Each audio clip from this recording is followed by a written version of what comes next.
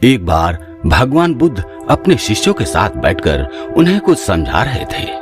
इतने में ही वहां राजा अजातशत्रु आ पहुंचते हैं और बुद्ध से कहते हैं कि हे बुद्ध, जब से मैं आपका अनुयायी बना हूं तब से सभी लोग मेरे सीधेपन का बहुत फायदा उठाते हैं।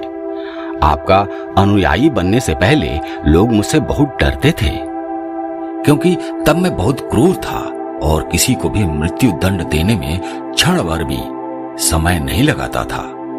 आपका अनुयायी बनने के बाद अब मेरा मन इन कामों को करने को तैयार नहीं होता और मैं सभी लोगों को प्रेम देना चाहता हूं, परंतु कुछ लोग इस बात का गलत फायदा उठा रहे हैं और इससे मेरी प्रजा को बहुत खतरा है। मेरे शासन में बहुत दिक्कतें आ रही हैं। आप ही बताएं कि मैं क्या करूं। तब भगवान बुद्ध ने उन्हें एक कहानी सुनाई। एक बार एक भिक्षु एक गांव से गुजर रहा था। उस गांव में एक बहुत बड़ा पीपल का वृक्ष था। चलते चलते भिक्षु बहुत थक गया था। उसने सोचा कि उस वृक्ष के नीचे थोड़ा आराम कर लिया जाए। वहां पहुंचा ही था कि कुछ लोग उसे रोक देते हैं और भिक्षु से कहते हैं कि वहां एक बहुत जहरीला सांप रहता है। उसने बहुत से लोगों को डस लिया है। वह इतना खतरनाक है कि जो भी उसके सामने जाता है उसे वो जिंदा नहीं छोड़ता। भिक्षु मुस्कुराता है और कहता है, एक दिन तो सभी को मरना है। अगर मुझे आज ही मरना होगा तो इसमें कौन सी बड़ी बात है। आप मेरी जरा भी चिंता ना करें और मुझे आज्ञा दें। भिक्षु वहां से चल देता है और पेड़ के नीचे अपना आसन बिछाकर बैठ जाता है। थोड़ी ही देर बाद उसके सामने सांप आता है और उसे कहता है, क्या तुम मुझसे नहीं डरते? क्या तुम्हें मुझसे डर नहीं लगता? क्या तुम्हें पता नहीं कि यह मेरा इलाका है और यहां आने की किसी की भी हिम्मत नहीं होती?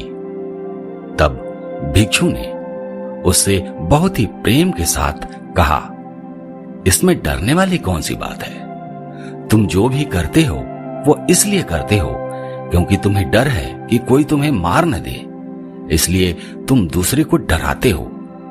मुझे किसी बात का डर नहीं है, नहीं मुझे मृत्यु का डर है और ना ही जीवन की लालसा है। कोई मुझे नुकसान पहुंचा ही नहीं सकता, तो फिर मैं क्यों डरूं? सांप को यह सुनकर बहुत गहरा आघात पहुंचता है। उसने आज तक ऐसे व्यक्ति ही देखे थे जो उससे डरकर भागते थे। उसने आज तक ऐसा कोई भी व्यक्ति नहीं देखा था जो उससे नहीं डरे। भिक्षु की इतनी बातें सुनकर सांप उनके चरणों में लेट जाता है और उनसे कहता है, आज तक मैंने जो भी किया है अपनी जान बचाने के लिए किया है, क्योंकि अगर मैं इस तरह का रूप धारण नहीं करता तो लोग मुझे जिंदा नहीं छोड़ते। तब भिक्षु उससे कहता है, तुम एकदम सही कह रहे हो, लेकिन अगर तुम जीवन के इस मोह से मुक्त होना चाहते हो तो एकदम शांत हो जाओ, प्रेम से भर जाओ और यह जानो कि एक दिन जीवन समाप्त हो ही जाएगा। उसके लिए बुरे कर्म करने की कोई आवश्यकता नहीं है। इतना कहकर वह भिक्षु वहां से चले जाते हैं और सांप उस भिक्षु की सारी बातें अपने दिमाग में बैठा लेता है और वह यह तय करता है कि आज से वह कोई भी गलत काम नहीं करेगा। सांप सभी बुरे कर्मों को छोड़ देता है, लेकिन इसका उस पर उल्टा असर पड़ता है। जो लोग उसे पहले देखकर भागा करते थे, अब उसके सीधेपन का गलत उपयोग करने लगे थे। अब सारे लोग उसे छेड़ते, उसे चोट पहुंचाते। अब सांप बहुत दुखी रहने लगा था और बहुत ज्यादा चोट से ग्रसित रहने लगा। अब उसके शरीर पर बहुत से चोट के निशान बन गए, क्योंकि अब वह लोगों को नुकसान नहीं पहुंचाता था और सभी लोगों के साथ प्रेम से रहने की कोशिश करता था। लेकिन लोगों में उसके प्रति जो भय था वो ही उसे सुरक्षित रखा करता था। कुछ दिनों बाद वह भिक्षु फिर से उसी पेड़ के नीचे आता है और वहां अपना आसन बिछाकर बैठ जाता है और उस सांप को देखकर बड़ा आश्चर्यचकित होता है कि पहले सांप की स्थिति क्या थी, लेकिन अब सांप की स्थिति क्या हो गई है और वह उस सांप के लिए बहुत चिंतित होता है। भिक्षु को देखकर सांप कहता है, हे भिक्षु, जब से आपने मुझसे कहा कि मैं शांत हो जाऊं और प्रेम को अपनाऊं, तब से लोगों ने मुझसे बहुत गलत व्यवहार करना शुरू कर दिया, जिससे मुझे जीवन जीने में बड़ी कठिनाई हो रही है। अब आप ही बताएं कि मुझे क्या करना चाहिए।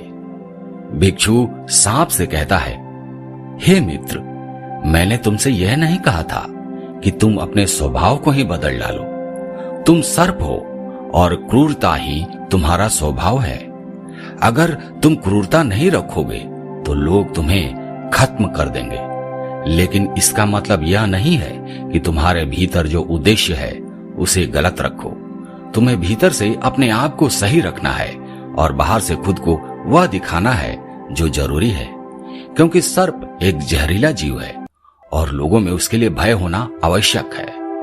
अगर लोगों के अंदर तुम्हारे लिए भय नहीं होगा तो लोग तुम्हें हानि ही पहुंचाएंगे, लेकिन तुम्हें भीतर से अपने आप को सही रखना चाहिए कि तुम्हें किसी को नुकसान नहीं पहुंचाना है, केवल अपना भय बनाए रखना है। गौतम बुद्ध कहते हैं, तो हे अजात शत्रु, तुम इस कहानी से क्या समझे? इसका मतलब यही है कि तुम अपने स्वभाव को मत बदलो, तुम अपने आप को समझो, तुम अपने आप को प्रेम पूर्ण पाओगे और तभी अपने उद्देश्य को अच्छा पाओगे। फिर तुम्हें उससे खुशी मिलेगी और जब तुम्हें खुशी मिलेगी तो लोगों को खुशी दे सकोगे। यहां इस बात की जरा भी जरूरत नहीं है कि तुम बाहर से लोगों को क्या दिखा रहे हो। जरूरत इस बात की है कि तुम भीतर से अपना उद्देश्य क्या रखते हो। तो दोस्तों, कैसी लगी आपको ये कहानी? कमेंट सेक्शन में जरूर बताइएगा। और हाँ, अगर अच्छी लगी तो इस वीडियो को लाइक कर दीजिएगा। ऐसी ही ज्ञानवर्धक कहानियां और बातें सुनने के लिए हमारे चैनल को अभी सब्सक्राइब कीजिए। धन्यवाद।